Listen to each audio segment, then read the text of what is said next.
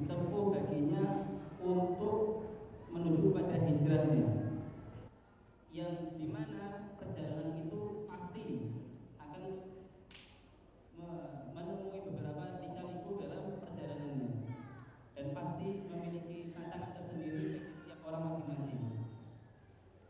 Ikhwan sekalian yang dimuliakan oleh Allah Subhanahu wa taala, maka sebelum kita masuk materi yang terlalu dalam, seyogyanya kita mengetahui dulu sebenarnya apa sih makna dari hijrah itu sendiri. Insyaallah Ustazuna Subhanahu wa taala bisa menjelaskan. Jazakallah khair. A'udzu billahi minasyaitonir rajim. Bismillahirrahmanirrahim. Assalamualaikum warahmatullahi wabarakatuh. Waalaikumsalam warahmatullahi wabarakatuh. Alhamdulillahilladzi arsala rasulahu bil huda wa dinil haqq liyuzhirahu 'ala ad-din kullih wa kafa billahi shahida wa ashhadu an la ilaha illallah wahdahu la syarika lah wa ashhadu anna Muhammadan abduhu wa rasuluh. Ya ayyuhalladzina amanu taqullaha haqqa tuqatih wa la tamutunna illa wa antum muslimun. Ya ayuhan nasu taqu rabbakum alladzi khalaqakum min nafsin wahidah wa khalaqa minha zawjaha wa bassa minhum rijalan katsiran wan nisaa wattaqullaha alladzi tasaaluna bihi wal arham innallaha kana 'alaikum raqiba. Ya ayyuhalladzina amanu taqullaha wa qulu qawlan sadida yuslih lakum a'malakum wa yaghfir lakum dhunubakum wa may yuti'illaha wa rasulahu faqad faza fawzan 'azima. Amma ba'du fa inna asdaqal hadisi kitabullah wa khairal huda huda Muhammadin sallallahu alaihi wasallam wa syarrul umuri muhdatsatuha wa kullu muhdatsatin bid'ah wa kullu bid'atin dhalalah wa kullu dhalalatin finnar. Ma'asyiral muslimin wal muslimat, sidang majelis kajian Masjid Ar-Rahman yang Allah muliakan dunia dan akhirat, wabil khusus sahibul bait Ustazina Sofyan Baswedan dan beberapa acara juga jamaah para asatidz para hastidan yang hadir pada malam hari ini, sahabat-sahabatku, keluargaku muslim dari Indonesia chapter Solo yang datang juga ini, sebagian juga ada yang datang dari Semarang, masya Allah, dan beberapa tempat lainnya, yang semoga Allah jadikan kumpul kita ini hazanah keilmuan kita insyaallah. Ya, ana minta maaf suara ini kena angin dari bubur. Qadarullah taib. Iya, usikum wa nafsi bitaqwallah. Wallahi diri ini berwasiat buat diri pribadi dan jamaah sekalian. Jangan berubah fungsi. Allah ciptakan kita ini untuk beribadah. Sehingga orang yang betul-betul mengenal ibadah dan dia tahu bahwa hidup ini bukan tujuan, dia akan memaksimalkan untuk bisa melaksanakan semua yang Allah perintahkan dan Nabi contohkan, dan tak ada komplain. Wa ma kana lil mu'minin wal mu'minatin idza qada Allahu wa rasuluhu amran ayakun lahumul khiyaratu min amrihim. Tidak ada pilihan lain. Buat orang yang beriman, laki kah dia, perempuan kah dia, kalau Allah dan Rasulnya telah menentukan syariat, kecuali mengatakan samina, kami dengar, kami patuh. Cuma tidak segampang itu kita mau mendengar dan patuh. Tentu ada nasihat-nasihat ulama yang perlu kita perhatikan. Kalau dalam kitab Tazkiyatun Nafs, Syekh Salim bin Id al-Hilali, beliau menjelaskan tentang tahapan-tahapan dalam mentazkiyah diri. Karena pensucian jiwa ini penting sekali. Orang tidak semerta-merta bisa mensucikan dirinya tanpa melalui beberapa tahapan. Tahapan yang pertama beliau katakan al-musyaratah. Al-musyaratah di sini artinya mengikat diri dengan Allah. Jangan sampai orang cuma mengaku hamba Allah tapi tidak kenal Allah. Akhirnya dia berprasangka dalam ibadah, perasaan Allah jawab, perasaan Allah lihat. Sehingga dia tidak tahu kalau sampai Allah tegaskan dalam syariat, Quran pun menyatakan, walillahil asmaul husna fad'uhu biha.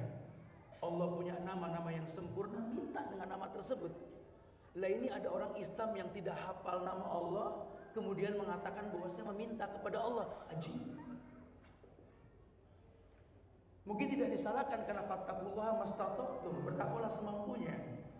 Tapi kan Allah mengatakan pada setiap umat ini kan diutus seorang rasul, an ya'budullaha wajtanibut taghut, untuk mengajarkan kaifiyatul ibadah dan menghapus tagut yang diibadahi selain Allah. Maka ulama menjelaskan seperti ini dengan harapan manusia ini berpikir bagaimana meninggalkan keburukan. Mau nggak mau dia harus berhijrah. Nah, hijrah secara maknawi, hijrah ini dari bahasa Arab, hajara yuhajiru, muhajaratan wa hijratan, yang artinya meninggalkan atau atarku atau arid, memutus, berpaling. Walaupun secara bahasa umum apapun yang ditinggalkan, si peninggalnya ini dikatakan muhajir. Namun secara agama ditegaskan oleh ulama bahwa hijrah tersebut adalah meninggalkan keburukan di masa lalu untuk kebaikan yang akan datang.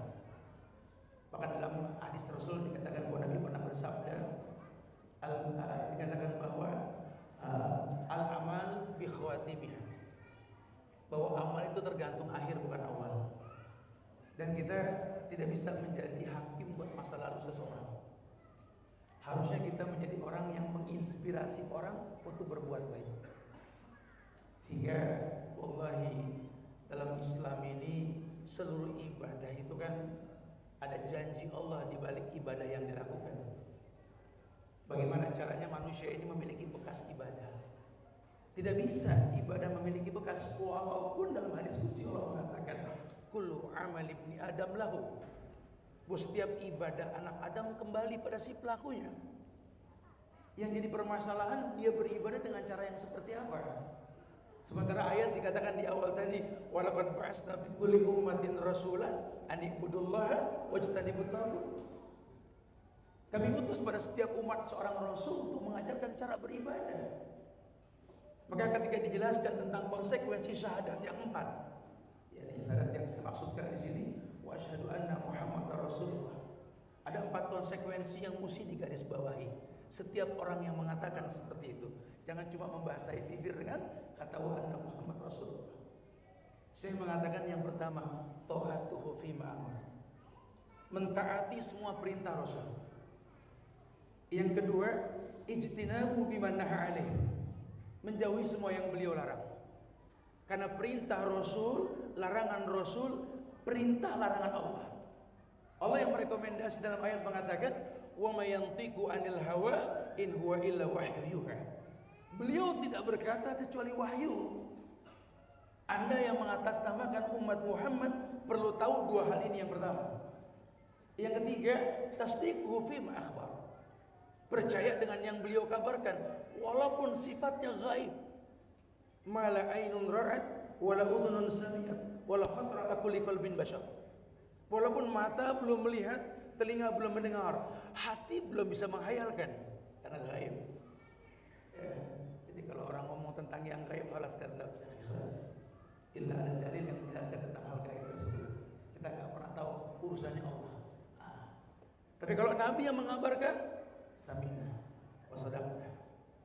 Masyaallah. Inilah kemuliaan Abu Bakar As-Siddiq, As-Siddiqul Akbar. Ketika beliau mendengar tentang Nabi Isra Mi'raj, sudah, aku yakin sudah usah. Dan yang keempat, yakni la ya'budallah illa bima syara'a alaihi, tidak beribadah kecuali adanya syariat. Makanya ketika Syekh Salim mengatakan al-musyaratah, diperjelas dalam tahapan awal orang untuk melakukan ikatan dalam tazkiyatun nufus, penting sekali. Kalau boleh jujur, berapa banyak orang yang mengaku hamba Allah tapi tidak menghafal nama Allah. Udah, gak usah angkat tangan udah. Berapa banyak orang yang mengatasnamakan umat Muhammad sallallahu alaihi wasallam tapi enggak paham 4 konsekuensi ini. Dia tidak mentaati perintah Nabi, dia tidak menjauhi larangannya, dia tidak percaya dengan yang gaib walaupun yang Nabi sampaikan. Dia tidak melakukan ibadah dengan contoh yang beliau contohkan, wallahi. Bahkan enggak tanggung-tanggung mengatasnamakan cinta Rasul tapi melakukan sebuah ibadah tanpa contoh Rasul. Ini kan bahaya.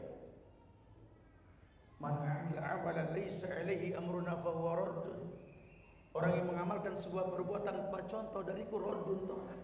Maka enggak tanggung-tanggung, man kadzdzaba 'alayya muta'ammidan falyatabawwa maq'adahu minan nar. Allahu akbar. Suruh ambil bangku, duduk di neraka. Ini enggak tanggung-tanggung dibikin spanduk, mari melakukan bid'ah bersama. Terang-terangan mengajak manusia mengatasnamakan cinta. Allah saja perintahkan kalau sudah pakai bahasa cinta, qul, katakan ya Muhammad, in kuntum tuhibbunallah fattabi'un.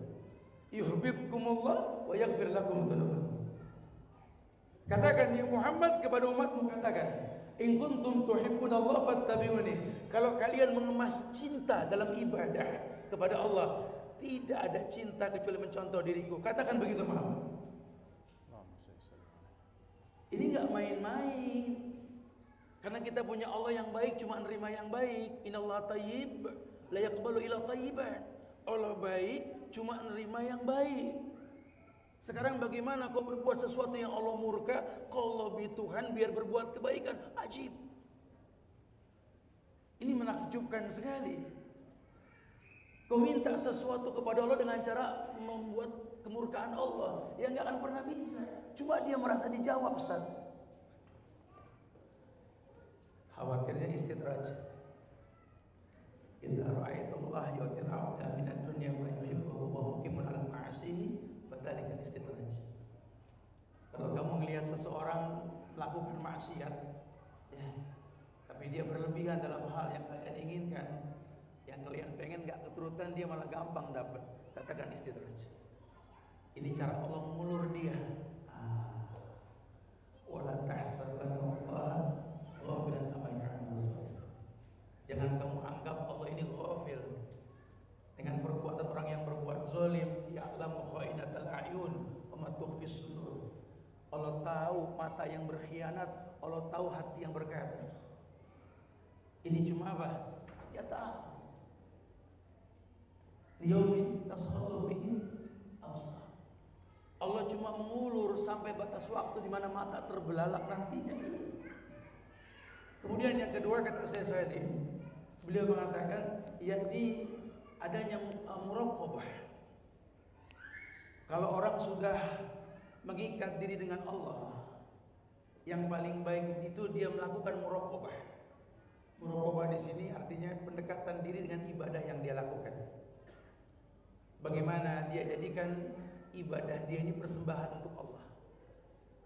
Laqad khalaqnal insana fi ahsani taqwim. Allah ciptakan manusia ahsan, bukan hasan, ahsan.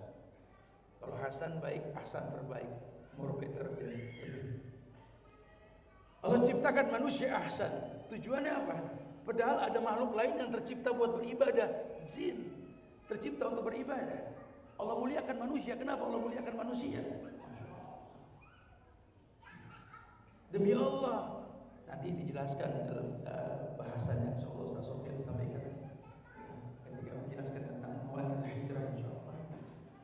Akan ditekankan hikmah di balik Allah nanti itu menciptakan kolam yang pertama dan menciptakan makhluk yang terakhir ini Adam alaihissalam, kemudian keturunannya. Ada hikmah di balik itu semua nanti. Oh ternyata Allah memuliakan manusia dengan menciptakan Adam dengan sempurna. Tujuannya apa? Manusia memberikan ahsanul ibadah, ibadah yang terbaik. Karena toh pada akhirnya ibadah tersebut kembali pada si pelakunya. Allah tidak berhajat dengan ibadah kita, kita yang berhajat dengan Allah. Maka ketika manusia mengenal Allah dengan baik, dia akan tahu bahwa Allah yang dia minta itu ilah wa walah. Ketika saya baca tafsir Ibnu Katsir menjelaskan makna bismillah, beliau mengatakan Allah itu ilah wa walah. Seperti sijil, sinju, wajil, kata Ibnu Katsir. Allah ilah wa walah. Ilah yang diibadahi dengan benar. Wa walah, tidak ada kata cukup dalam beribadah kepadanya. Sehingga kalau orang sudah kenal Allah, ibadah itu tak pernah cukup. Makanya butuh contoh. Kalau ibadah diserahkan kepada manusia, kacau. Anak sih alhamdulillah saya beda sama mereka. Mereka subuh 2 dari dulu 2. Bangun tidur kan pres. Anak sih 4 Dari dulu yang namanya zakat itu 2,5% kan. Anak Abu Tajir kan, fulus banyak. 2,5% berapa? Anak sirah 10%. Enggak bisa. Ini agama ittabi'u wa la tabtadi'u faqad kufitum. Hikmah dibalik diutusnya Rasul kan untuk itu. Tinggal mengikuti, tinggal mencontoh, jangan bikin yang baru. Sempurna sudah agama. Makanya ulama sepakat mengatakan kalau kita sudah bicara ilmu, bicara burhan, bicara petunjuk, qala Allah wa qala Rasul wa qala sahabat, baru orang merasakan kenikmatan.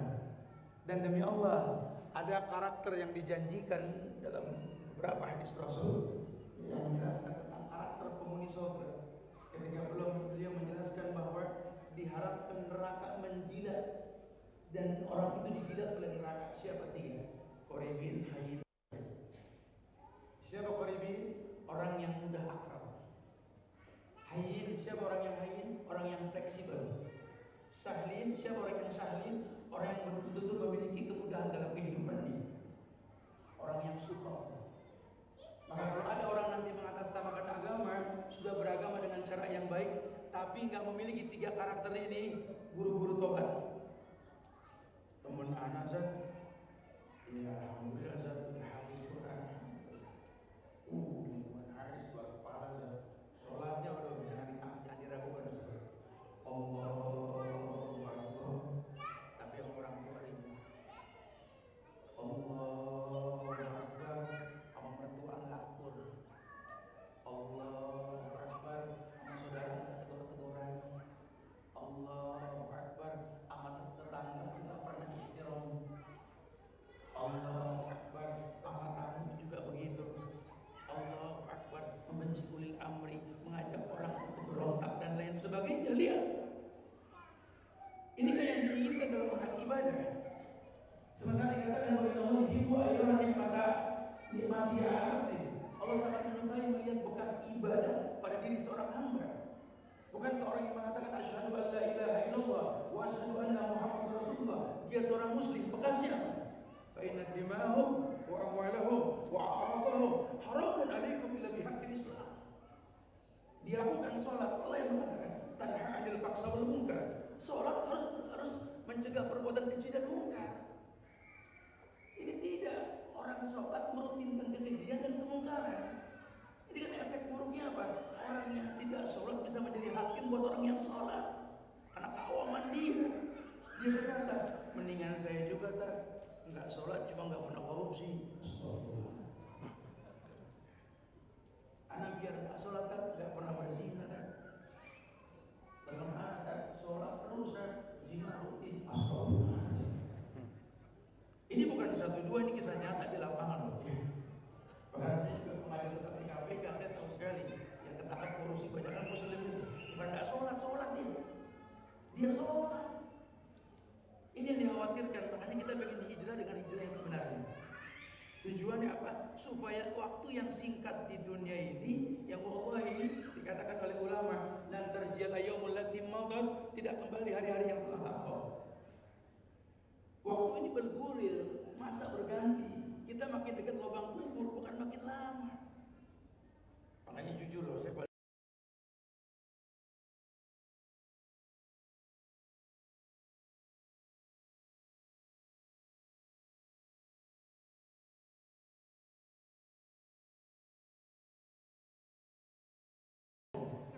panjang dari mana?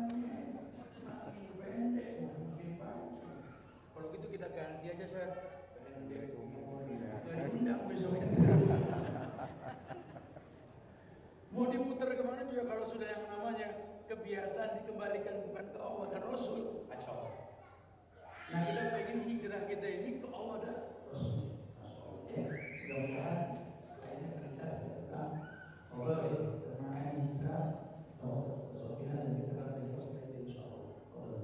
Assalamualaikum. Kita penjelasan dari Ustaz bukan bahwa itu makna dari hijrah sendiri, yang dimana artinya meninggalkan kebiasaan buruk yang lama untuk menuju perbuatan baik insyaallah.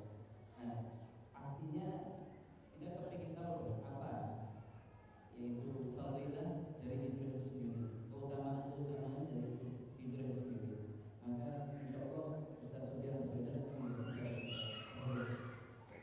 Bismillahirrahmanirrahim. Assalamualaikum warahmatullahi wabarakatuh. Diharap kepada jamaah yang di atas yang bawa anak-anak agar ditenangkan anak-anaknya karena suaranya sangat mengganggu ya. Anak-anak jangan rame tolong. Alhamdulillahi ala ihsanih wa syukru lahu ala taufiqihi wa imtinanih. Asyhadu an la ilaha illallah wahdahu la syarika lahu ta'ziman li sya'nih wa asyhadu anna Muhammadan 'abduhu wa rasuluhu ad-da'i ila ridwanih sallallahu alaihi wa ala alihi wa sahbihi wa ikhwani amma ba'd. Ayyuhal ikhwah, barakallahu fikum. Jamaah pengajian pada malam hari ini, malam Jumat yang dimuliakan oleh Allah Subhanahu wa taala. Pertama, kami selaku pengurus dan panitia kajian mengucapkan ahlan wa sahlan wa marhaban kepada Ustadzuna Ustadz Subhan Bawazir dan rombongannya. Demikian juga kepada hadirin sekalian. Kita berharap kepada Allah Subhanahu wa taala an yaj'ala ijtima'ana hadha ijtima'an marhuma wa tafarruqana min ba'dihi tafarruqan ma'suma wa an la yaj'ala fina wala ma'ana syaqiyan wala mahruma. Allahumma amin. Ayyuhal ikhwah, barakallahu fikum. La syak, tidak kita ragukan lagi bahwasanya hijrah adalah amalan yang luar biasa. Banyak sekali fadhailul hijrah, keutamaan-keutamaan dari hijrah, baik hijrah dalam pengertian lughawinya, pengertian umumnya, yaitu yang tadi telah dijelaskan oleh Ustaz Subhan, al-muhajiru man hajara ma nahallahu an, adalah orang yang meninggalkan apa yang dilarang oleh Allah. Ini hijrah dalam pengertian umum, maupun hijrah dalam pengertian khusus, yaitu al-intiqal min baladil kufri ila baladil iman, berpindah dari negeri yang syarat dengan kekufuran, dikuasai oleh kekufuran, kepada negeri yang diwarnai dengan keimanan, syarat dengan keimanan. Di antara fadhailul hijrah ayyuhal ikhwah adalah pertama, Allah Subhanahu wa taala menjanjikan ampunan, menjanjikan pahala bagi orang yang hijrah walaupun belum sampai ke tujuan. Qala Allah taala, "Wa may yakhruj min baitihi muhajiran ila Allah, thumma yudrikuhul maut, faqad waqa'a ajruhu 'ala Allah." Barang siapa yang keluar dari rumahnya, ini hijrah dalam pengertian khusus, pindah. Dia tinggalkan kampung halamannya dalam rangka mencari ridhanya Allah, dalam rangka supaya dia bisa lebih bebas mengabdikan dirinya kepada Allah, karena di kampung halamannya dia tidak bebas mengabdikan dirinya kepada Allah. Di kampung halamannya, tanah kelahirannya, dia ditindas oleh orang-orang yang tidak suka apabila hanya Allah yang diibadahi di bumi ini. Dia tinggalkan. Belum sampai ke negeri tujuan, maut telah menjemput, ajrnya telah dicatat oleh Allah Subhanahu wa taala. Fadilah yang kedua ayyuhal ikhwah, al-hijratu tahdimu makana qablaha. Ketika sahabat Amr bin al-As radhiyallahu taala anhu pada antara tahun ke-7 Hijriyah, beliau menyatakan diri masuk Islam, berbaiat kepada Rasulullah. Beliau minta syarat, "Ya Rasulullah, aku ingin masuk Islam tapi aku minta syarat ya Rasulullah." "Apa syaratnya?" "Qala ayyaghfirallahu li." Aku ingin syaratnya Allah mengampuni dosa-dosaku. Apa kata Rasulullah? Ama alimta ya Amr anna al-Islam yahdimu ma qablah wal hijrata tahdimu ma qablaha. Apakah engkau tidak tahu hai Amr bahwasanya masuk Islamnya seseorang akan menghancurkan, membersihkan semua dosa-dosa masa lalunya.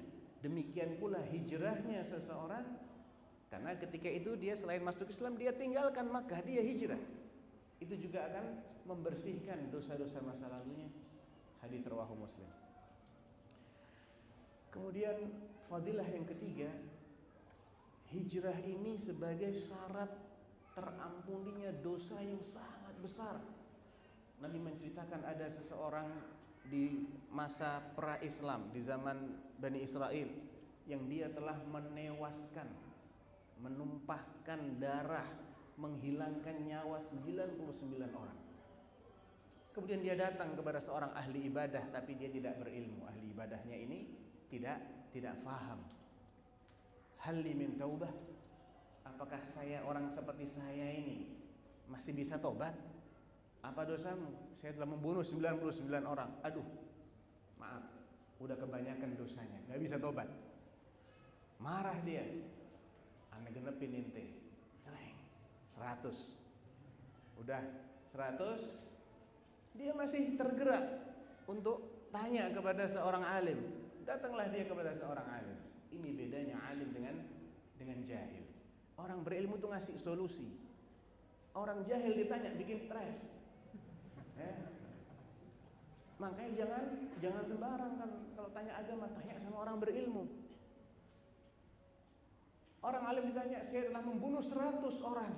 Apakah saya masih bisa tobat? Qala al-alim, wa may yahulu bainaka wa bainat taubah? Apa yang menghalangi antara engkau dengan taubat? Taubat.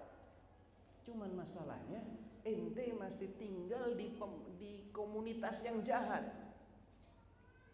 Kaum yang kamu selama ini bersama mereka ini kaum su, preman-preman, penjahat-penjahat.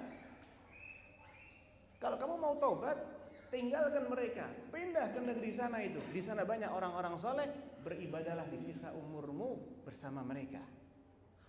Akhirnya dia bulatkan tekadnya, dia tinggalkan kampungnya, dia tinggalkan teman-teman jahatnya. Di tengah jalan malaikat maut menjemput. Cekcok antara malaikat azab dengan malaikat rahmah. Malaikat azab bilang, dia belum sampai ke tujuan, harus masuk neraka. Malaikat rahmat bilang, tapi dia sudah tinggalkan, dia sudah berusaha untuk meninggalkan. Akhirnya kata Allah, ukur jarak antara kampungnya dengan negeri tujuannya, mana yang lebih dekat. Ternyata hanya selisih berapa? 1 jengkal lebih dekat ke negeri tujuan. Allah ampuni dia. Dosa membunuh 99 orang, ayyuhal ikhwah, bukan sesuatu yang ringan. Baik, ini sudah masuk waktu. Mungkin dikumandangkan azan dulu ya. Kita lanjut setelah azan insyaallah.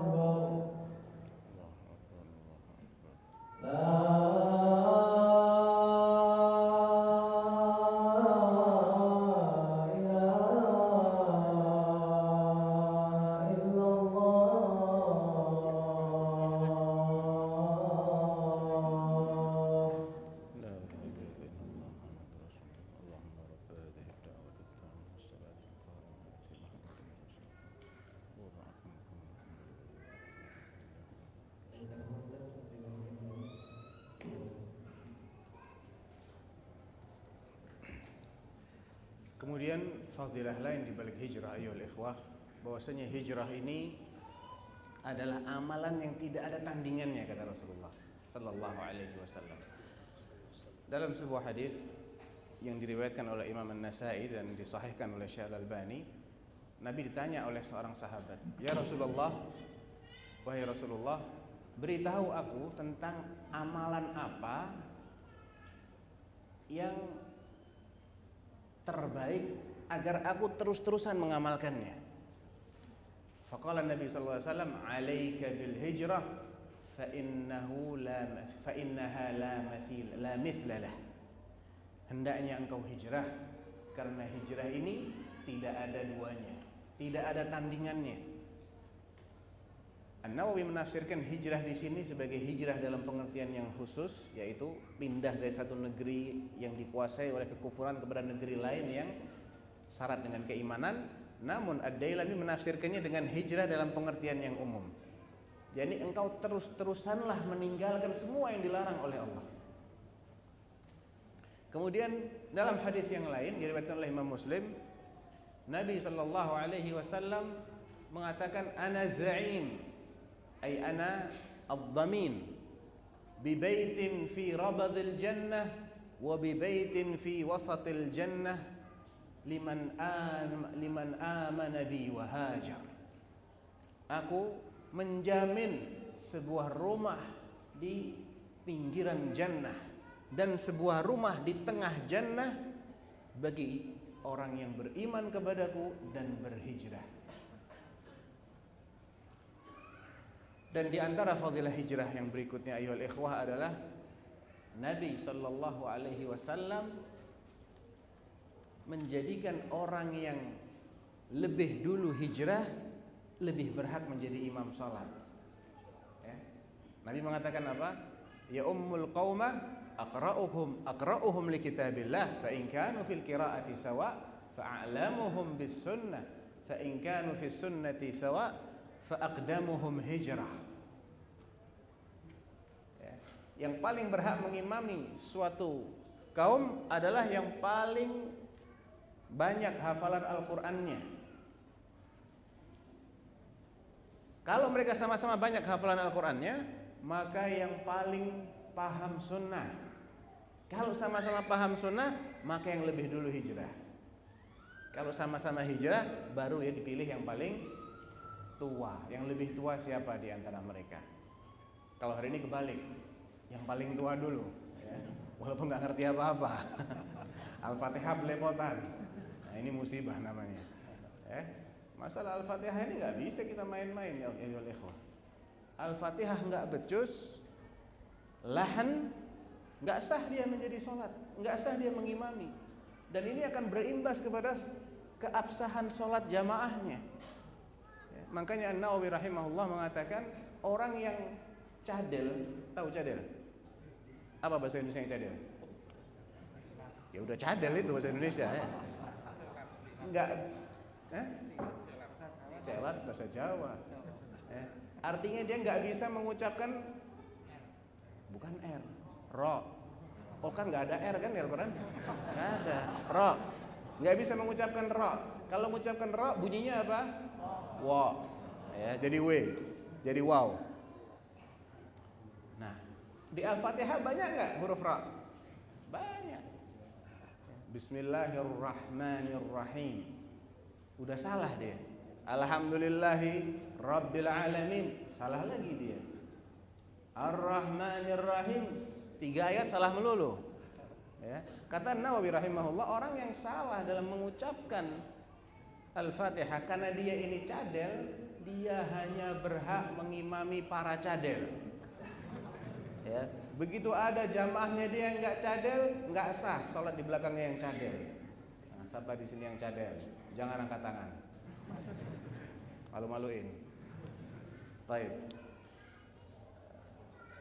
Jadi itu beberapa keutamaan hijrah, masih banyak lah keutamaan-keutamaan yang lain. Cukuplah keutamaan hijrah bahwasanya hijrah ini syarat sahnya Islam seseorang, syarat sahnya taubat seseorang. Orang kalau belum masuk Islam dan dia mau masuk Islam, ada nggak yang dia wajib tinggalkan? Pasti. Apa? Semua bentuk kekufuran dia harus tinggalkan. Jadi hijrah itu syarat sahnya orang menjadi muslim.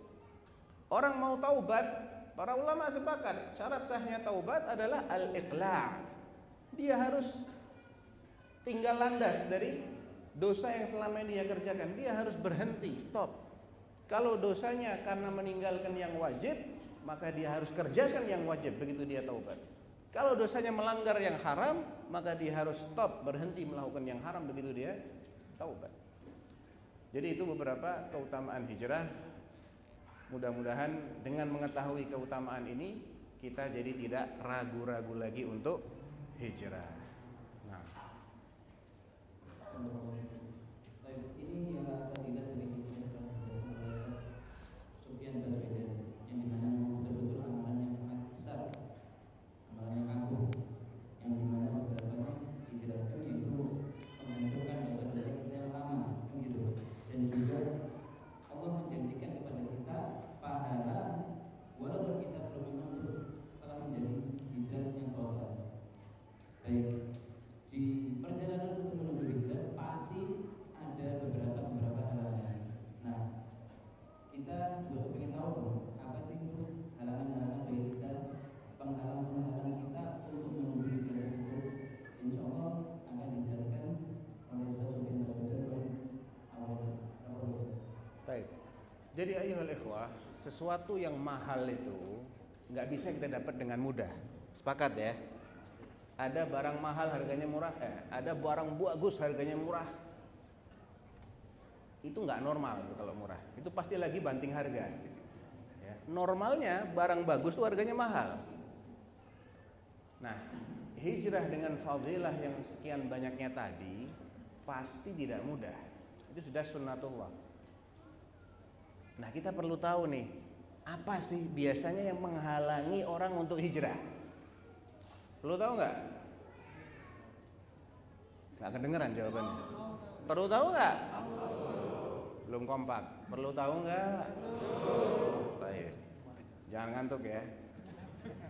Yang pertama ya ikhwah, orang ini gagal hijrah karena gagal paham. Ya, dia nggak paham mana sih yang benar, mana yang salah, nggak ngerti dia.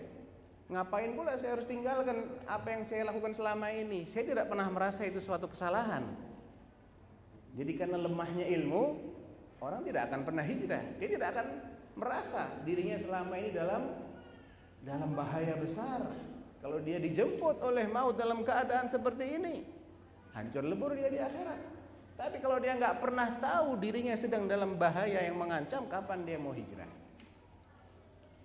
Tapi ada kalanya orang yang sudah tahu pun nggak hijrah-hijrah, betul nggak?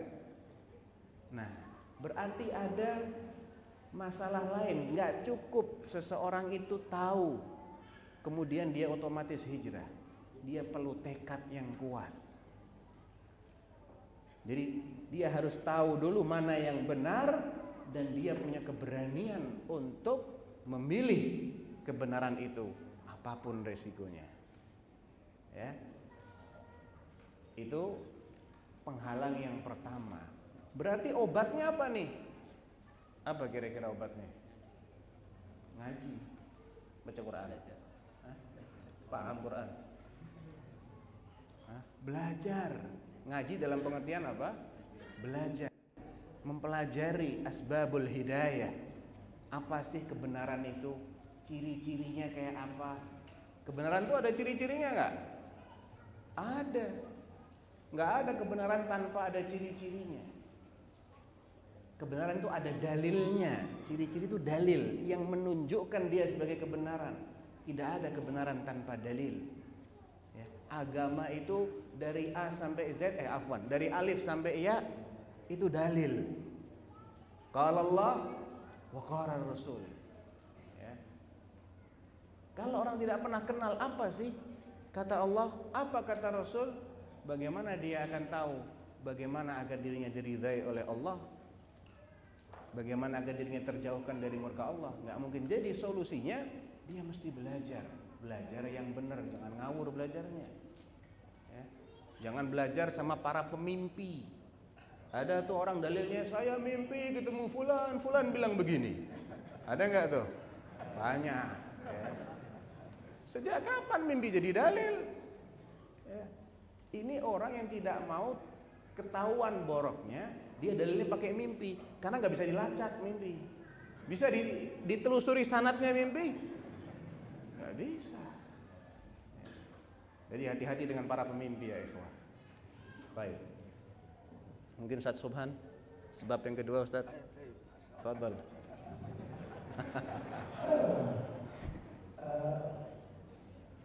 Bahwa orang yang hijrah tidak hanya bisa bermodalkan keinginan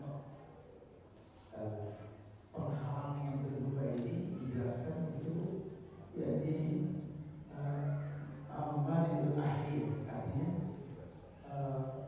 Belum siap. ketidaktahuan dia akan sesuatu yang bisa membuat dia tahu bahwa itu adalah sebuah kebaikan gitu, nggak ada support. Orang ini melakukan sesuatu tanpa tahu manfaat dari apa yang dia lakukan, sehingga dia cuma ikut-ikutan. Hijrah, bahkan kata Ustaz, ini lagi tren sekarang ini ada senior hijrah. Masya Allah. Ada junior, ada senior. Jadi dia merasa anak sih udah duluan hijrah. Oh, gitu. Jaminan mutu. Kalau bisa yang baru-baru duduk di depan, sudah lama bisa di belakang. Ini orang nggak tahu hijrah, nggak tahu tujuan hijrah, cuma ikut-ikutan gitu loh. Makanya Islam disalahkan. Muhammad bin Barista atau Imam Bukhari ini mengatakan dalam Qadimah kitabnya itu al-ilmu qabla al-qaul wal amal. Wajib kita berilmu sebelum berkata dan beramal. Dan ilmu itu pun harus dikedepankan adab dan akhlak. Adab dan akhlak pun harus dikedepankan iman. Sehingga kalaupun sampai nanti dia hijrah, dia tahu tujuan hijrah itu untuk apa gitu. Karena mengembalikan fungsi hidupnya untuk ibadah kepada Allah. Mengembalikan fungsi hidupnya untuk kembali kepada Allah. Ibadah itu. Tadi Allah khalaqal jinna wal insa. Karena dirugikan dia. Waktunya ini dipinjamkan sama Allah ini bukan makin panjang, makin pendek. Ya Allah. Nabi kasih bocoran umur umat di baina sitti wa sab'in. Aku bisa dengan umur umat itu antara 60 70. Ada yang lebih tapi sedikit lah. Ya semua orang minta umur panjang, tapi kalau didoain panjang takut sendiri. Ini kisah nyata yang saya mengalami sendiri. Tahun 2005 di awal-awal dakwah kita ini, ada orang yang berdoa minta umur panjang, ya Allah, panjangkan umurku ya Allah, panjangkan umurku ya Allah. Saya pikir kalau kita memilih doa pahala. Ya Allah, ini orang minta panjang umur, kasih 200. 200. Nah, aku minta panjang umur, Kasih 200. Gua takut. 200 katanya.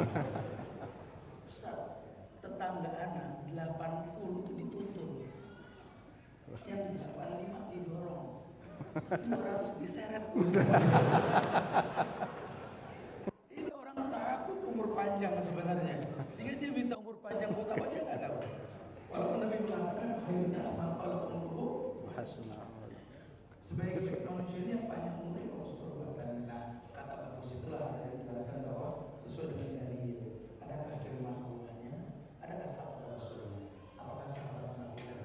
Lihat bagaimana hijrahnya para muhajirin. Dan itu bukan main-main. Sampai Nabi mengatakan kepada para sahabat saat itu juga, barang siapa yang hijrah untuk Allah dan Rasul, maka dia akan mendapatkan hijrah yang sebenarnya. Tapi kalau hijrahnya cuma untuk urusan dunia atau perempuan yang dia nikahi, dia dapat sesuai dengan apa yang dia inginkan. Maka harus kita pergi hijrah untuk memaksimalkan ibadah, karena kita butuh kasih ibadah Allah. Poin pertama yang disampaikan pada saat ujian tersebut tambahan dari Ustaz Sultan Bawaziri, yaitu lemahnya iman dan juga tekad bagi orang yang berpikir untuk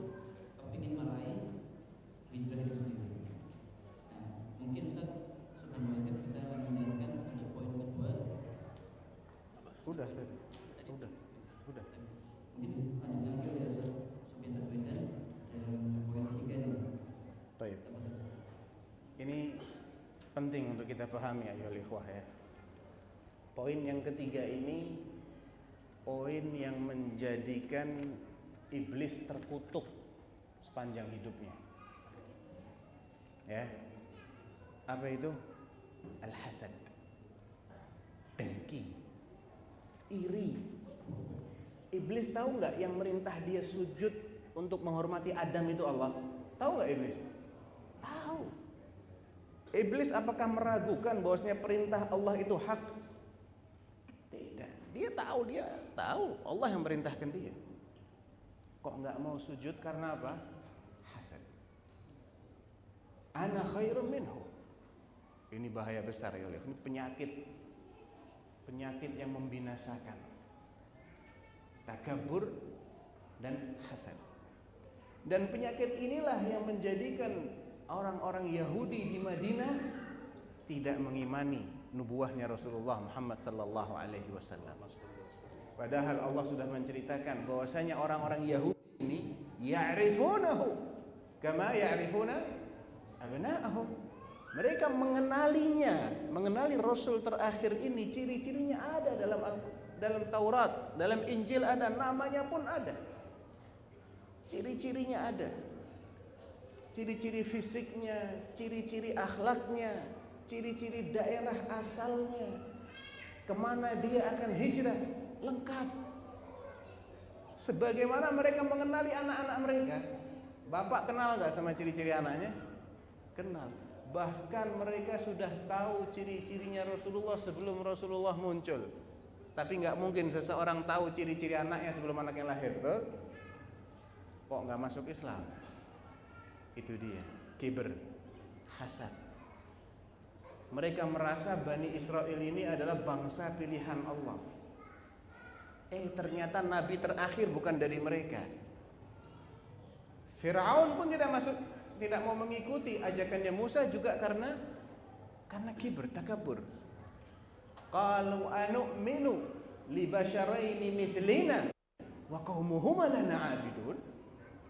Kata Fir'aun dan para pengikutnya, masa kita suruh mempercayai dua orang manusia seperti kita, padahal kaumnya dia itu adalah budak-budak kita. Apa salahnya ketika kebenaran itu muncul dari seorang budak? Yang benar adalah benar. Siapapun yang membawanya, yang benar adalah benar. Kebenaran itu dikenali dengan apanya? Dengan ciri-cirinya, dengan dalilnya. Siapapun yang membawa kebenaran berdasarkan dalilnya, kita harus terima itu sebagai kebenaran. Jangan sampai terhalang oleh penyakit kibr dan hasad, karena penyakit inilah yang menjadikan iblis terkutuk. Penyakit inilah yang menjadikan orang-orang Yahudi itu dilaknat. Penyakit inilah yang menjadikan Fir'aun itu terkutuk, masuk neraka. Dan penyakit ini yang menjadikan dedengkot-dedengkot para pemimpin dalam kesesatan itu tidak mau mengikuti hidayah.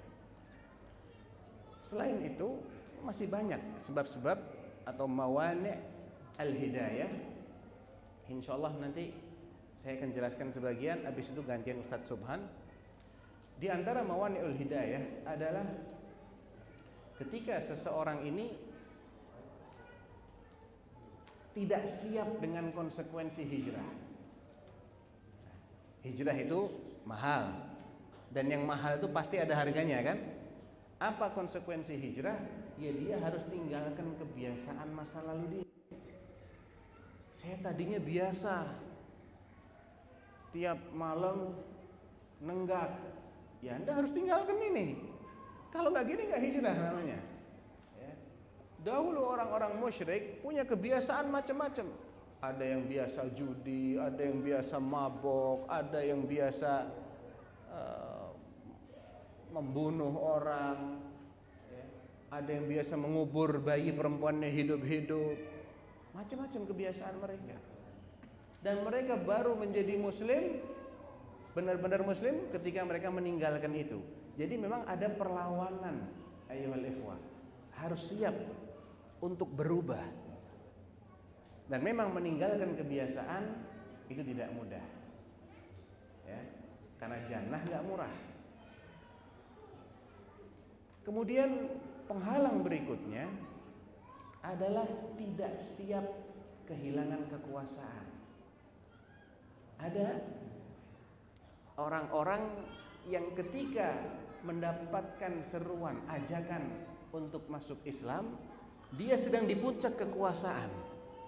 Contohnya di zaman Nabi SAW ada Kaisar Romawi, Heraklius, ada Raja Persia, Kisra bin Hurmuz, ada Raja Mesir, Al-Muqawqis, ya, ada juga penguasa di Damaskus sana namanya Al-Harith bin Abi Shimr Al-Ghassani. Mereka disurati sama Rasulullah, aslim taslam, masuklah Islam, engkau akan selamat, Allah akan memberikan pahala kepadamu 2 kali lipat. Kemudian dia berpikir, dia rembukan dengan para uskupnya Heraklius ini, bagaimana menurut kalian kalau aku masuk Islam? Wallahi ini kan benar ciri-cirinya dia. Setelah dia ketemu dengan Abu Sufyan dan rombongannya yang kebetulan ada di negeri Syam, dan wilayah Syam ketika itu adalah bagian dari Imperium Romawi Timur, dan kebetulan Heraklius ada di situ. Ya, ketika dia mendapatkan surat ini, dia penasaran dengan orang yang mengaku nabi, orang Arab dari Mekah ngaku nabi.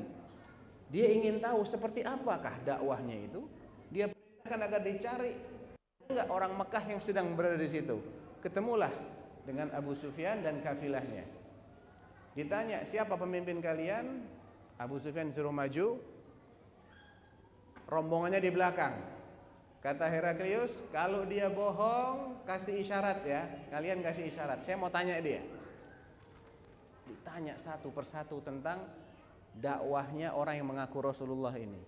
Apakah ada di antara leluhurnya yang punya kekuasaan raja? Dia bilang enggak ada. Apakah dia pernah berkhianat? Dia bilang enggak. Apakah ada di antara pengikutnya itu yang murtad setelah masuk Islam? Enggak. Pengikutnya ini orang-orang lemah atau orang-orang kuat? Kebanyakan orang-orang lemah. Dan berbagai pertanyaan lain. Setelah itu dijelaskan, tadi aku menanyai kamu pertanyaan begini dan engkau jawab seperti ini, demikian pula seorang nabi seperti itu. Semuanya dibenarkan oleh Heraklius. Dia tahu ini ciri-cirinya nabi memang persis seperti yang ada pada Rasulullah SAW. Setelah itu dia tes para uskupnya ini. Kalian sudah tahu kan ciri-ciri dia ini benar, ayo kita masuk Islam. Mereka semua berontak, tidak terima. Heraklius takut kehilangan kekuasaannya. Akhirnya dia basa-basi, tadi saya menanyai begitu, saya hanya ingin mengetes loyalitas kalian kepadaku. Ternyata kalian loyal kepadaku, saya nggak jadi masuk Islam. Dia takut kehilangan kekuasaan. Kisra juga begitu, Fir'aun juga begitu. Para pemimpin-pemimpin yang anti kepada Islam semuanya adalah memiliki penghalang yang sama, yaitu takut kehilangan kekuasaan. Nah, berikut dari sosok presiden itu beberapa salah satu penghalang dari kita untuk menuju hidayah atau untuk menuju hijrah tersebut, yang mana pertama yaitu ada rasa kiber dan juga hasad dalam diri kita. Lalu untuk poin selanjutnya yaitu masih merasa malas untuk meninggalkan kebiasaannya, yaitu biasa berjudi, biasa minum-minuman keras, biasa mendengarkan musik, dan juga lain-lainnya. Dan yang terakhirnya untuk ini juga dijelaskan contoh-contoh beberapa pemimpin di zaman dahulu Rasulullah SAW yang hidup seperti Heraklius dan lain-lainnya, yang mereka masih takut untuk kehilangan kekuasaan tersebut. Mungkin poin selanjutnya bisa dijelaskan.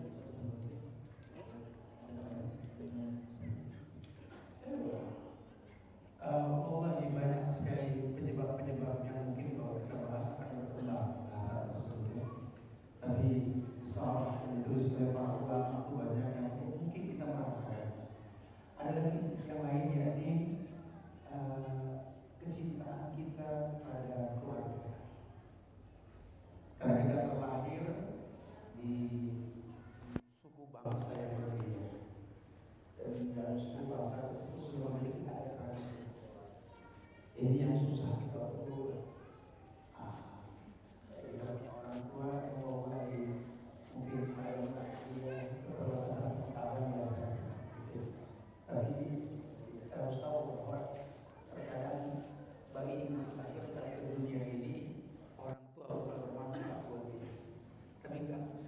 bayi yang dilahirkan di muka bumi ini bakal bermanfaat untuk kedua orang tuanya. Sehingga bahasa Quran adalah wasahibhuma fid dunya ma'rufa. Bahasanya sahib.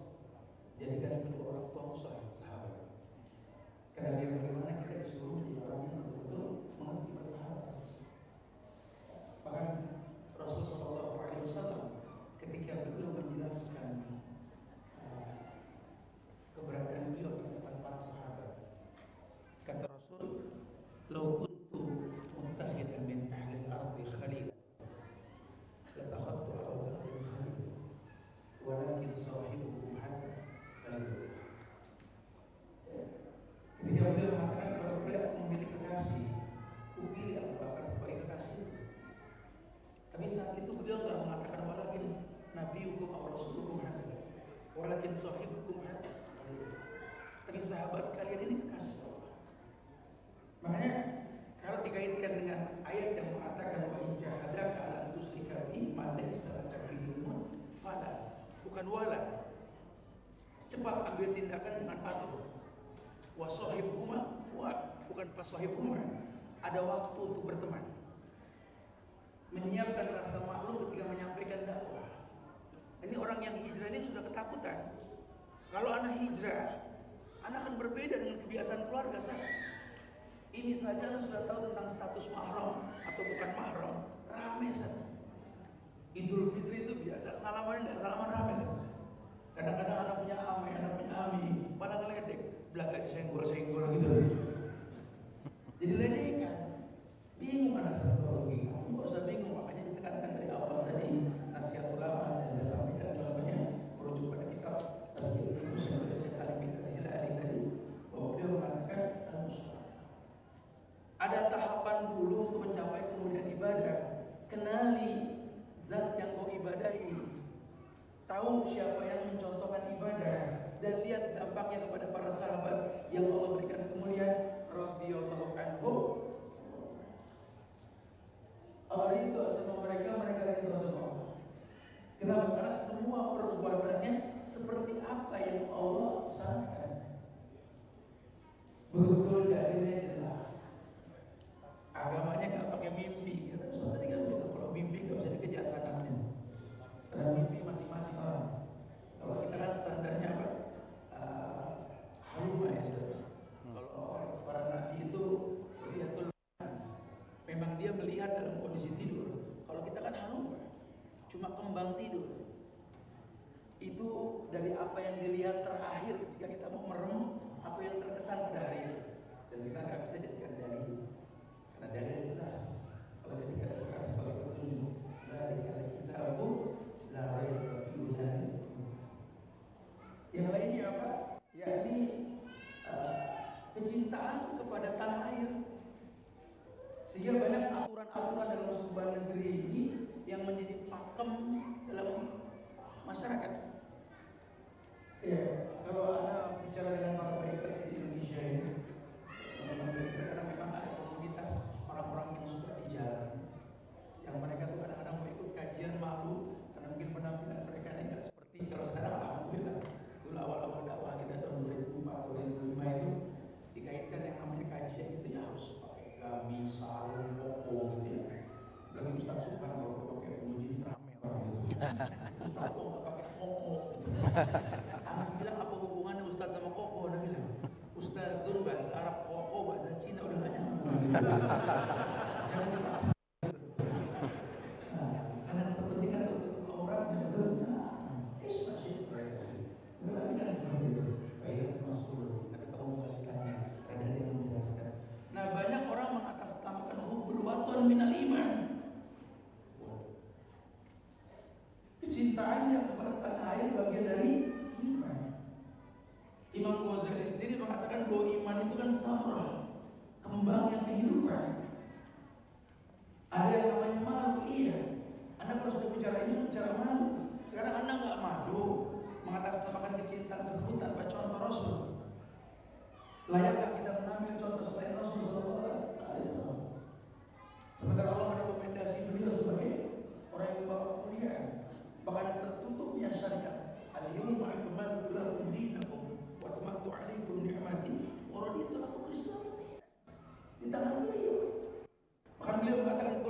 jahiliyah tahta qadamihi. Sudah. Semua hal yang berkaitan dengan jahiliyah di bawah telapak kaki Muslim. Ya, maka sangat disayangkan kalau kita gampang mengatasnamakan sesuatu yang tak mencontoh kepada beliau. Ini banyak masalah ini. Karena kita juga ada kajian di beberapa instansi yang mereka nggak bisa keluar. Teman-teman mereka juga bingung. Setelah tahu syariat bingung Ustaz bagaimana?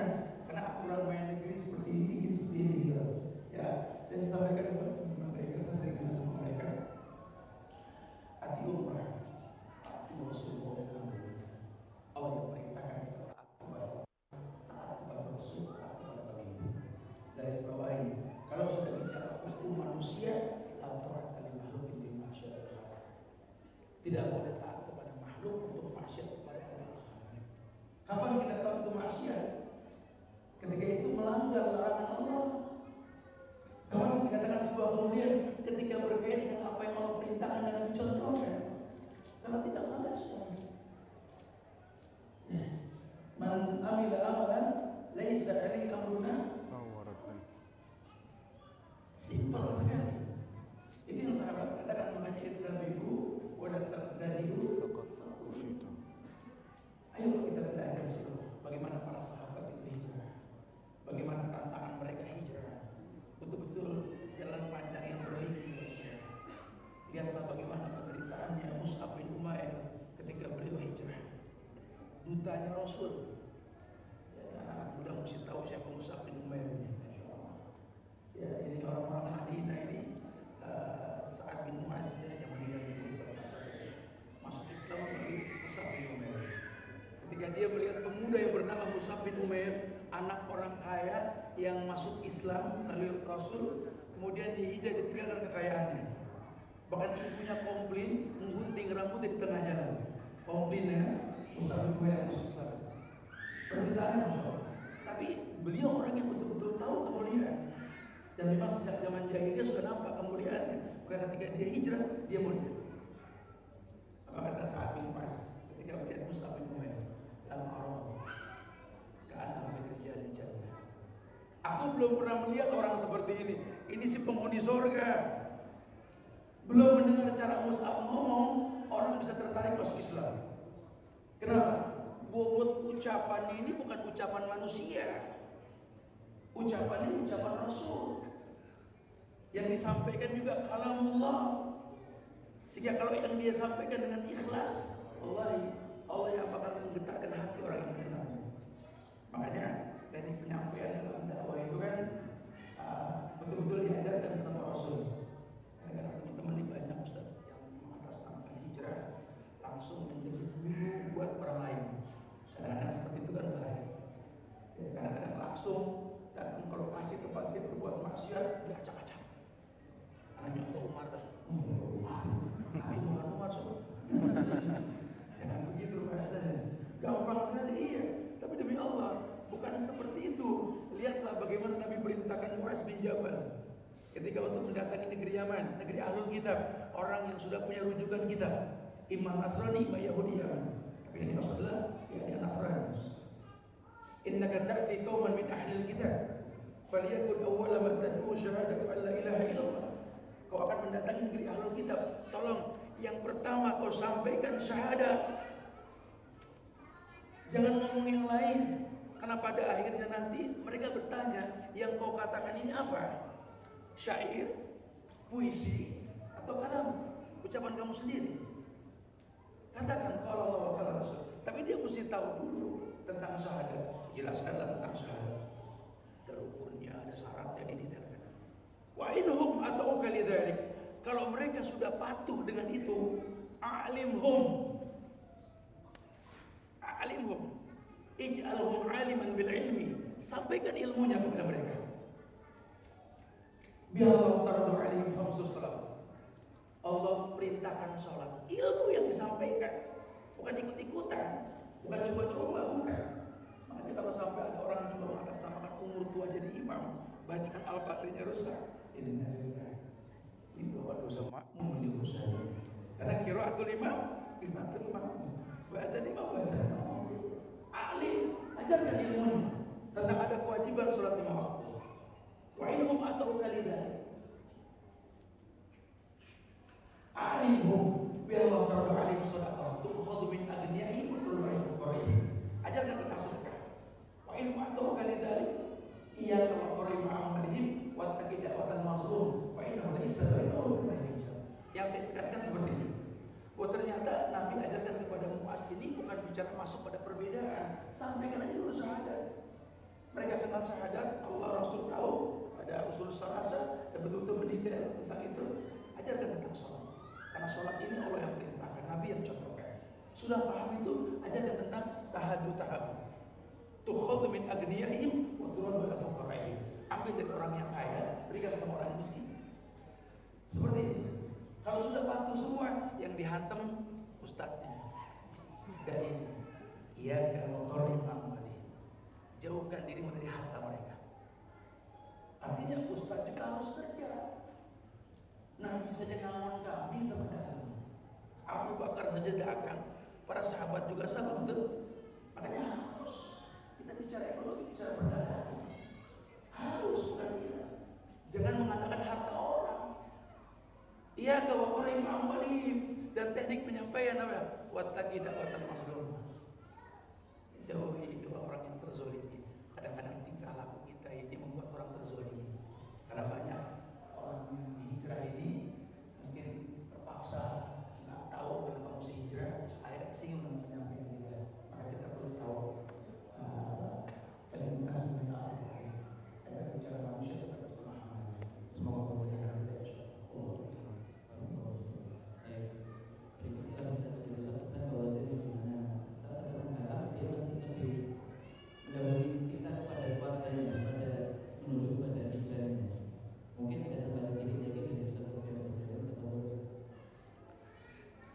Nah, di antara penghalang seseorang untuk hijrah ini juga sering menjangkiti sejak zaman dahulu ini, yaitu dia menganggap kalau saya hijrah berarti saya tidak lagi setia dong dengan ajaran nenek moyang saya.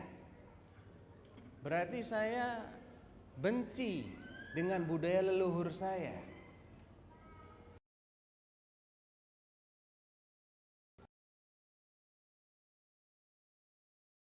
Allah Subhanahu wa taala berfirman di surat Al-Baqarah dan juga di surah Luqman. Ya, mirip ayatnya ya. Wa idza qila lahum ittabi'u ma anzalallah. Kalau dikatakan kepada mereka orang-orang musyrik ini, ittabi'u ma anzalallah. Kalian ikuti dong yang Allah turunkan. Ya, ini Al-Qur'an dan sunnah Rasulullah SAW. Jawaban mereka apa? Qalu bal nattabi'u ma wajadna alaihi aba'ana. Di ayat yang lain bal nattabi'u ma alfaina alaihi aba'ana. Oh enggak, kami cukuplah mengikuti apa yang kami dapati dari ajaran nenek moyang kami, dari ajaran bapak-bapak kami. Awalau kana aba'uhum la ya'lamuna syai'an la yaqiluna syai'an wa la yahtadun. Apakah kalian akan tetap mengikuti ajaran nenek moyang walaupun nenek moyang kalian itu tidak paham dan tidak dapat hidayah? Dan subhanallah, kisah wafatnya Abu Talib. Abu Talib la rahimahullah. Ya. La rahimahullah, li'annahu mata 'alal kufr. Abu Talib ini kurang apa belain Islamnya? Ya. Dia rela diboikot, bukan cuma dia, Bani Hashim dan Bani Muttalib diboikot 3 tahun. Tidak ada pasokan logistik, tidak ada transaksi jual beli, sampai mereka pada kelaparan, mereka makan kulit pohon demi belain keponakannya Muhammad sallallahu alaihi wasallam. Ketika tersiar kabar orang-orang Quraisy menyiapkan dari masing-masing kabilah seorang jagoannya dan mereka akan mengeroyok Rasulullah SAW, sehingga tidak mungkin Bani Hashim akan menuntut kepada semua orang-orang Quraisy karena keroyokan. Maka dia perintahkan anak kandungnya Ali bin Abi Thalib untuk menggantikan keponakannya, tidur di ranjangnya Rasulullah SAW. Artinya apa? Dia akan korbankan anak kandungnya demi keponakannya. Bahkan Abu Thalib ini pernah menyatakan bagaimana sebetulnya agama yang dibawa oleh keponakannya ini. Dia mengatakan dalam sebuah bait-bait syair yang sangat indah, nuniyah. Jadi ada yang punya abiyat nuniyah, akhirnya huruf nun semua. Apa kata Abu Thalib? Wallahi la yasilu ilaika bijam'ihim hatta uwassada fit turabi dafina. Wallahi, bersumpah dengan nama Allah, la yasilu ilaika bijam'ihim, mereka tidak akan kubiarkan walaupun bersatu padu untuk menjamahmu. Maksudnya Rasulullah SAW. Hatta wasada fit turabi dafina, sampai aku tidur berbantalkan tanah alias mati. Fasda' bi amrika ma 'alaika ghadadatun, maka lantangkan ini perkaramu ini, dakwahmu ini hai Muhammad. Dimotivasi dia, ma 'alaika ghadadah, engkau tidak perlu minder. Abshir wa qurra minhu uyuna, bahagiakan dan binarkan kedua matamu dengan ajaran yang luhur ini. Walaqad wada'autani wa 'alimtu annaka nasihun wa da'autani wa za'amta annaka nasihun wa laqad sadaqta wa kunta thamma amina. Engkau memang pernah mendakwahiku dan engkau mengaku sebagai orang yang tulus dalam mendakwahiku, tidak ada tendensi duniawi. Wa laqad sadaqta, benar. Wa kunta thamma amina, dari dulu engkau memang selalu jujur, enggak pernah bohong. Wa aradta dinan, ini syahidnya. Wa aradta dinan, dan engkau menawarkan sebuah din yang agung. Qad araftu bi annahu min khairi adyanil bariyati dinan, yang aku sudah faham ini adalah agama terbaik yang pernah ditawarkan kepada umat manusia. Pertanyaannya apa kira-kira? Antum paham enggak tadi? Hah? Terus kenapa ente nggak masuk Islam, Lib? Abu Thalib, ya kan? Kan udah tahu ini agama terbaik. Keponakan ente jujur ngajak ente masuk Islam, nggak ada tendensi duniawi. Dijawab sama si Abu Thalib, la rahimahullah ini. Laulal malamatu aw hidari subbatin lawajadtani samhan bidzaka mubina. Jadi kesimpulannya si Abu Thalib ini gagal masuk Islam karena dia takut dicaci maki. Gak setia ente sama ajaran bapak, ya. Bapakmu nyembah berhala, kok kamu katakan berhala ini batil? Makanya sampai akhir hayatnya, ketika Rasulullah menemani Abu Thalib di detik-detik terakhir, apa kata Rasulullah? Ya ammi, qul la ilaha illallah, ucapkan la ilaha illallah. Ana hanya menunggu kalimat ini dari lisanmu. Hatimu sudah setuju. Pembelaan dari dulu nggak ada yang meragukan pembelaanmu terhadap Islam. Cuman satu aja yang kurang, pengakuan lisan. Karena ini syarat, ayyuhal ikhwah. Selagi dia nggak bisu, wajib nggak ucap syahadat? Wajib. Cuman beriman dalam hati, nggak mau ngucap syahadat. Fir'aun pun juga begitu. Wajahadu biha wastaiqanatha anfusuhum zulman wa 'uluwa. Dia menentang secara zahir, padahal dalam hatinya dia meyakini ini yang benar. Gengsi dia. Gengsi untuk mengakui bahwa bangsa yang selama ini diperbudak itu ternyata ada penyeru kebenarannya. Abu Thalib ketika diajak untuk ikrar la ilaha illallah, dia paham betul maknanya ini apa, paham dia. Makanya sohib-sohibnya yang jahat ada dua di situ. Abu Jahal. Abu Jahal nih terjemahannya apa? Hah? Abu, apa artinya Abu? Bapak. Jahal, bodoh. Udah tahu namanya Pak Bodoh, mesti didengar omongannya. Ya. Pak Bodoh bilang, ya, atarghabu an millati Abdul Muttalib? dia bisa menafsirkan makna dari ucapannya Rasulullah. La ilaha illallah sama dengan engkau harus menyatakan berlepas diri dari ajaran nenek moyang yang sesat. Pak bodoh ini paham, walaupun dia bodoh dia paham tapi. Ya. Hari ini yang ngaku muslim lebih bodoh daripada Pak bodoh. Nggak paham dia maksud la ilaha illallah itu apa. Ya. Atarghabu an millati Abdul Muttalib, dan Nabi nggak nyalahkan penafsirannya si orang bodoh ini, nggak disalahkan, emang konsekuensinya begitu. Atarghabu an millati Abdul Muttalib, coba antum renungi, ini udah mau mati, ya, sudah episode terakhir nih, sebentar lagi habis dia. Orang kalau mati mau dicaci maki kan nggak dengar tau caci makian. Subhanallah, ini syubhat besar ayuhal ikhwah. Syubhat yang menghalangi seseorang untuk dapat hidayah ini paling besar diantaranya ini. Terlalu mencintai leluhur, dan dia korbankan kesetiaan dia kepada bapaknya, nenek moyangnya daripada nasib dia di akhirat. Nabi ulangi lagi, ya ammi qul la ilaha illallah kalimah uhajju laka biha indallah. Satu kalimat saja wahai pamanda, dengan kalimat ini aku akan membelamu di hadapan Allah. Noleh lagi dia ke Pak bodoh ini. Ya Aba Talib, atarghabu an millati Abdul Muttalib? Oh, berarti ente enggak seneng sama ajarannya Abdul Muttalib. Siapa Abdul Muttalib? Bapaknya. Enggak berani dia.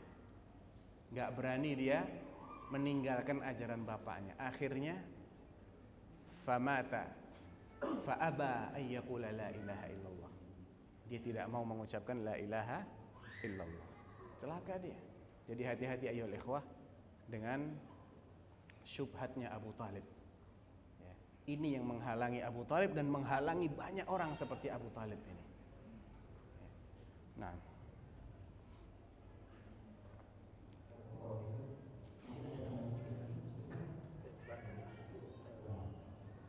ya, dan fenomena penghalang hijrah ini beragam. Di masyarakat ada orang yang terhalangi untuk hijrah itu karena menggunakan suatu prasangka. Dan ini kalau akan kebetulan langsung berlaku masyarakat karena orang-orang yang betul-betul masih dekat dengan adat dan tradisi yaitu. Ya, ada beberapa video di YouTube itu yang prosesnya Ustaz Subhan mendakwahi beberapa kiai itu yang di Jakarta itu. Ustaz dibilang kita Wahabi, Wahabi Subhan, Wahabi saya ceramah, setelah saya ceramah saya turun lagi duduk samping Pak Kiai bilang, nah kalau Wahabi gini boleh. Wahabinya nggak hilang. Ya, karena memang sudah terlapokkan di masyarakat itu gitu. Akhirnya dia perintahkan saya untuk mengajar di pesantrennya. Tapi dengan syarat jangan merujuk kepada kitab Wahabi. Apalagi kitab tauhid itu. Saya mengamalkan ini gitu. Ya, kebetulan sudah punya buku yang buku anak itu banyak air hujan kecak-kecak gitu. Jadi ada kasih sampul kopi itu. Ya. Sehingga dia nggak tahu itu kitab tauhid. Salah satu kaji dari buku ini biasa. Ada beberapa kali saya kajian, 2-3 kali kajian di Mahathir, dan dia sangat bersyukur karena kitab itu dikaji di Mahathir. Masya Allah. Lucunya yang menyambung saya dengan ketimpring 10 orang itu, akhirnya sekarang sudah menjadi jamaah. Alhamdulillah. Dan sudah belajar pada ustaz bersama. Jadi banyak orang yang menggunakan zon. Dia berprasangka sendiri. Juga dia melihat banyak ikhwan-ikhwan yang sudah hijrah ini tidak sebaik sebelum hijrah gitu loh. Sampai ada yang bilang begini, Anda sistat mendingan dia yang dulu saya. Oh belum ngaji, baik, senyum mereka. Sekarang udah ngaji, tetap nggak ada senyumnya. Ustaz mau nanya, gigi aurat bukan? Bukan. Ya kalau gue kan buka gitu. Ini orang sudah ngaji senyum aja, oh gak gimana coba. Akhirnya banyak orang yang awam tidak tertarik untuk hijrah karena dia seperti itu. Ya, Allah harus. Baik, ini tadi beberapa poin-poin penting bagi kita semua yang hendak layaknya kita yang telah berhijrah, yaitu hijrah secara rillah.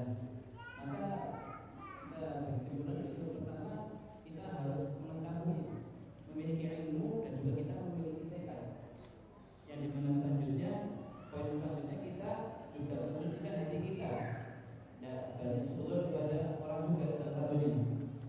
Dan poin ketiga yaitu kita menghilangkan rasa hasad dan juga rasa takabur. Lalu poin selanjutnya juga kita rasa takut kita pada kekuasaan di mana dunia ini hanya sementara bagi kita. Tidak perlu kita takut itu. Tujuan kita hidup kita beribadah kepada Allah Subhanahu wa Ta'ala.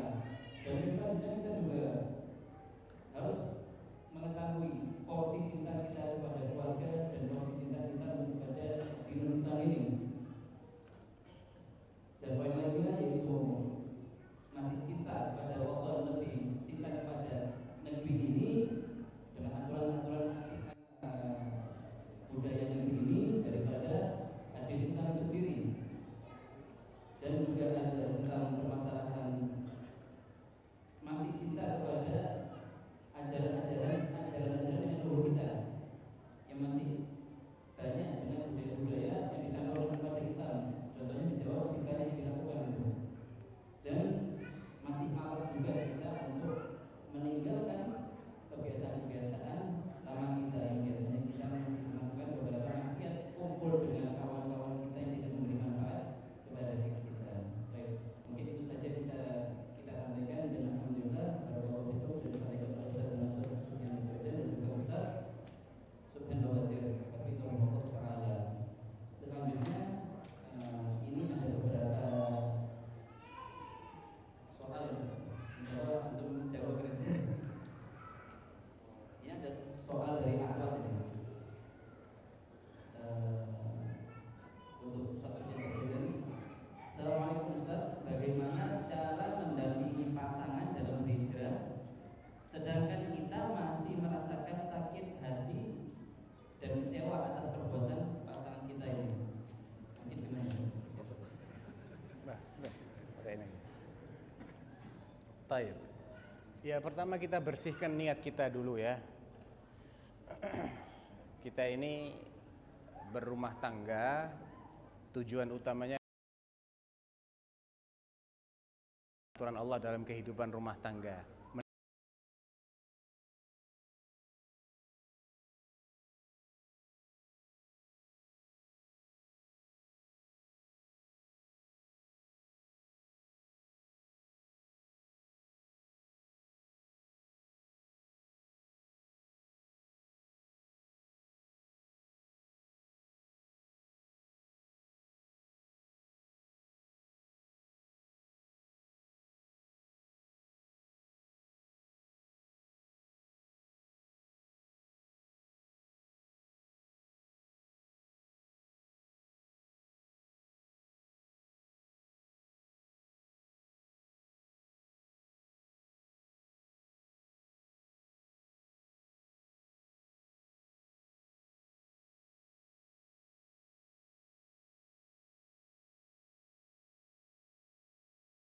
Maslahat yang lain ya, suami mengajak untuk hijrah. Ajakan ini benar apa salah? Kalau benar, ikuti dia sebagai kebenaran, walaupun yang ngajak adalah orang yang kamu masih sakit hati kepadanya.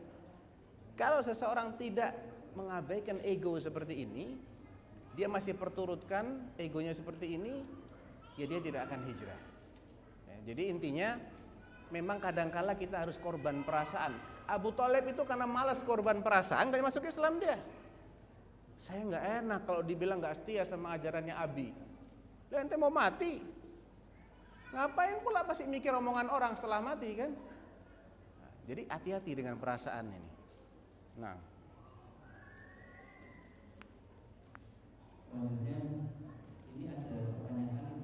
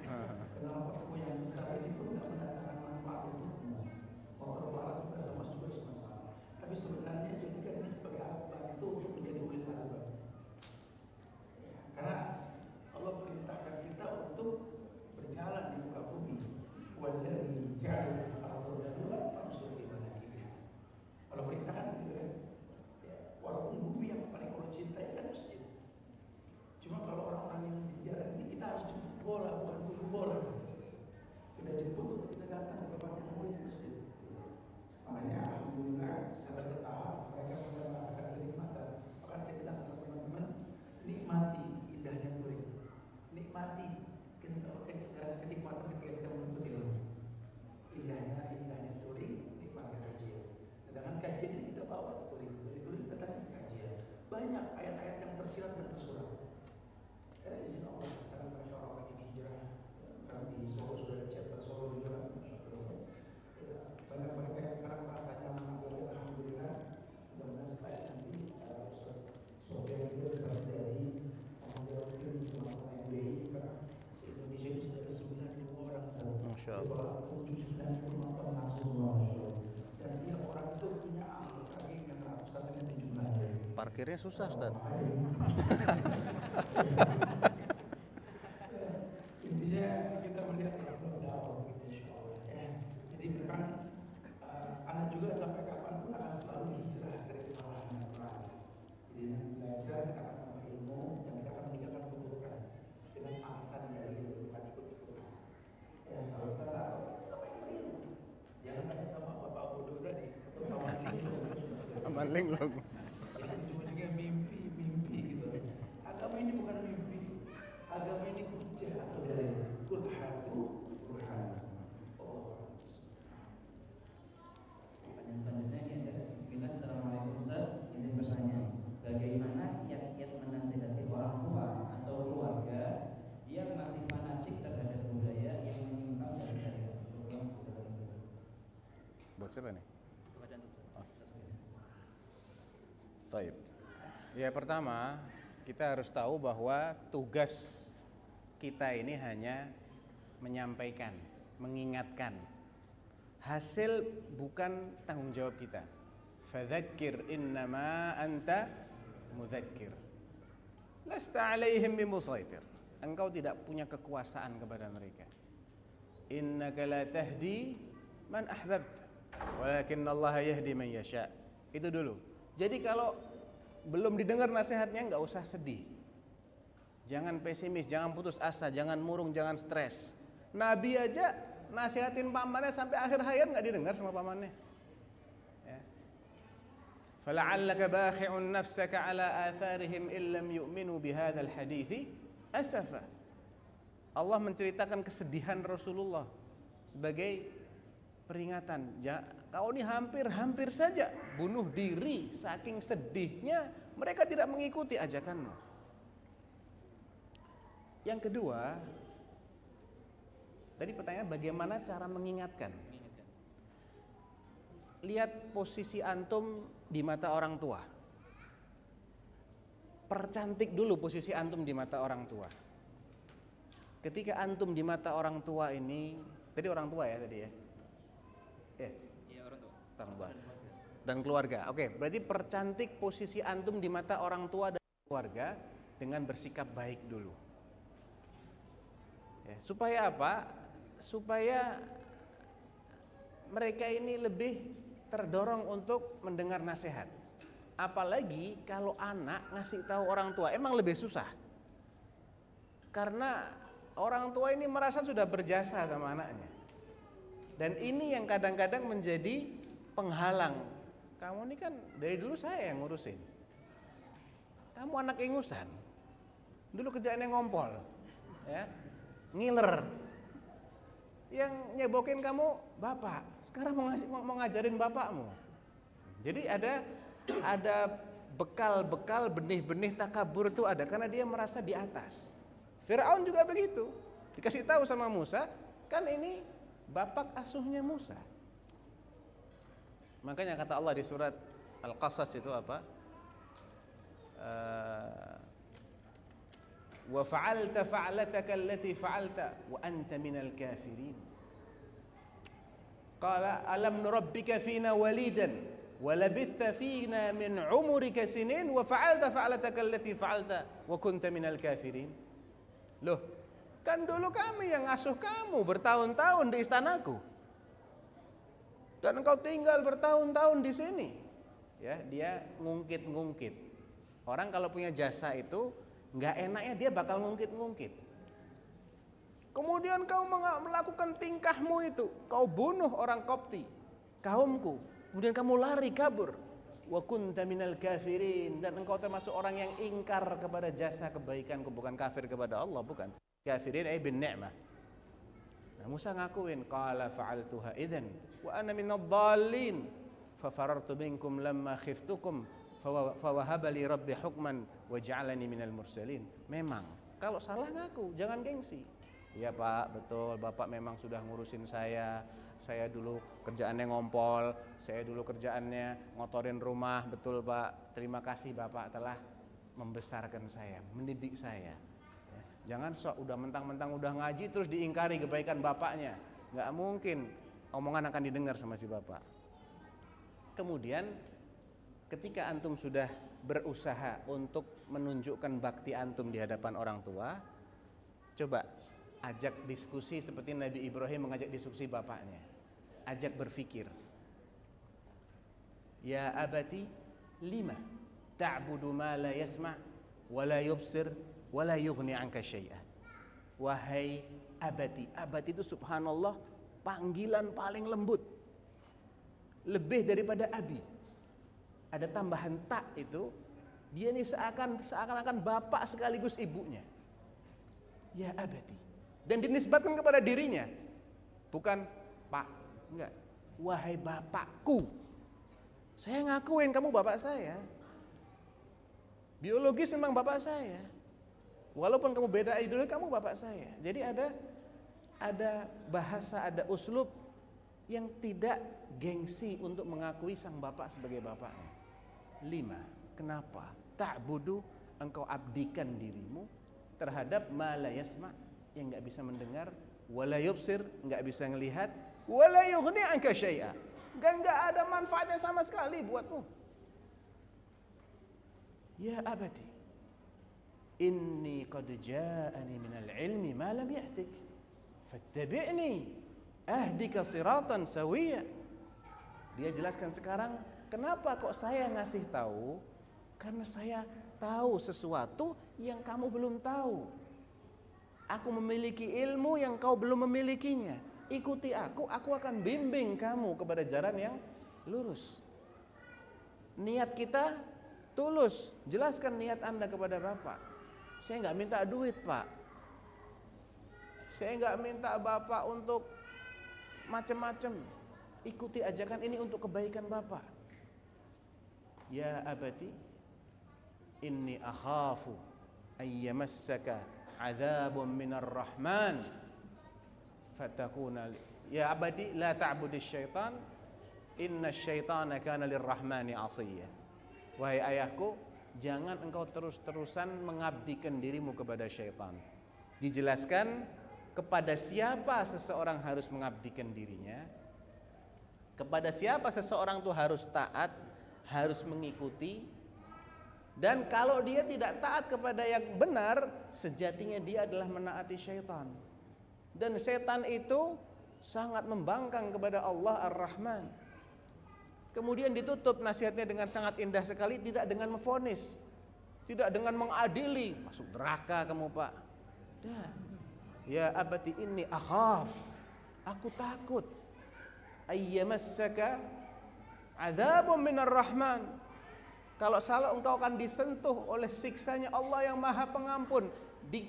Ditakut-takutin tapi juga dikasih harapan, Allah Maha Pengampun, Allah Maha Penyayang. Ya abi, kalau engkau ikutin Allah akan sayang sama kamu, tapi kalau enggak Allah keras siksanya.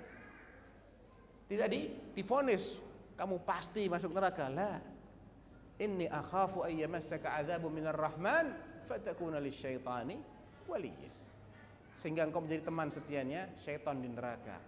Tetap nggak mau juga, khalas, sudah selesai tugasnya di situ. Nah, ini ada pertanyaan terakhir kepada Ustaz Subhanawazir. Assalamualaikum Ustaz, bagaimana caranya untuk istiqomah dalam perjalanan hijrah?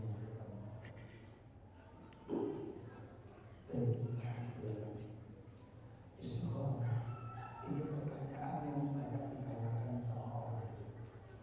Bagaimana cara istiqomah? Bagaimana cara khusyuk?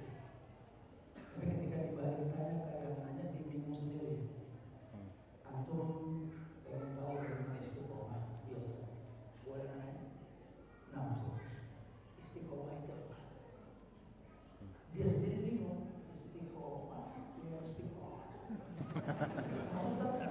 Suster nggak tahu.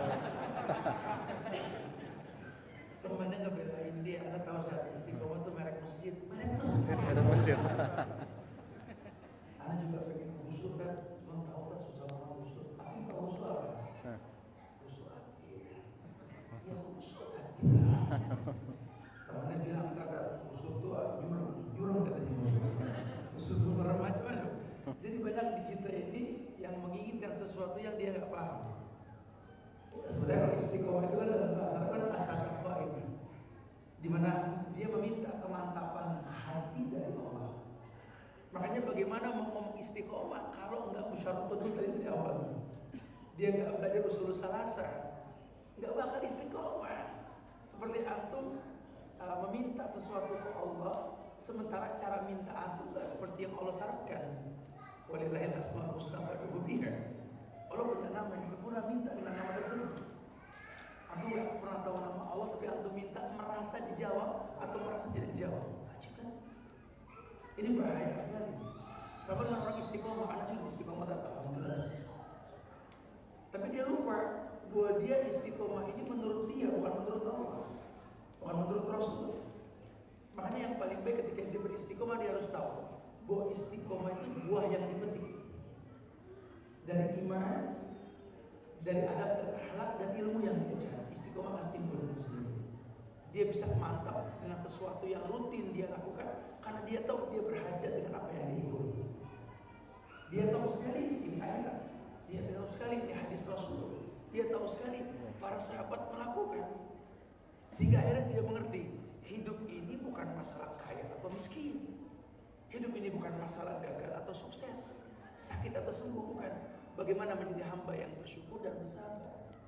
Maka dia beristiqomah, senang dia beribadah, susah pun dia beribadah. Ya kan ujian itu kan mendatangkan kehusyuan. Orang kalau belum diuji, belum berasa nikmatnya khusyuk. Contoh yang paling gampang. Kita kalau yang sudah punya anak ya, rasain ini. Kalau yang belum punya anak, semoga punya anak. Itu kalau kita belum diuji sama anak, itu kita kalau doain anak itu kayak gak ada bobotnya, cuma Rabbi habli minas sholihin, gak ada bobot. Entah anak udah mulai gede, bikin pegel mata, pegel hati, nah baru tuh lebih khusyuk. Doanya sama, cuma khusyuknya beda. Kalau tadi cuma Rabbi habli minas sholihin, sekarang Rabbi habli minas sholihin. Kelihatan lagi pegel. Waktu abahnya, mamanya atau umi abinya ini masih muda dan dia masih anak-anak, masih nyusahin orang tua, dia sudah hafal doain orang tua. Rabbi firli wali walidayya warhamhuma kama rabbayani shaghira. Atau masih cadar, Rabbi firli wali walidayya, masih gitu. Ada anak kecil ngomong. Doanya enggak ada bobot. Pas orang tuanya sudah mulai renta, dia sudah mulai dewasa, orang tua mulai bertingkah kayak anak-anak, nggak akur sama mantu, nimbrung dalam rumah tangga, ribut sama cucu. Antum tetap doain dia, cuma lebih khusyuk. Kalau tadi cuma Rabbi firli wali walidayya, Rabbi rahmah, sekarang nggak Rabbi firli wali walidayya, wali walidayya, wali walidayya. Agak lebih.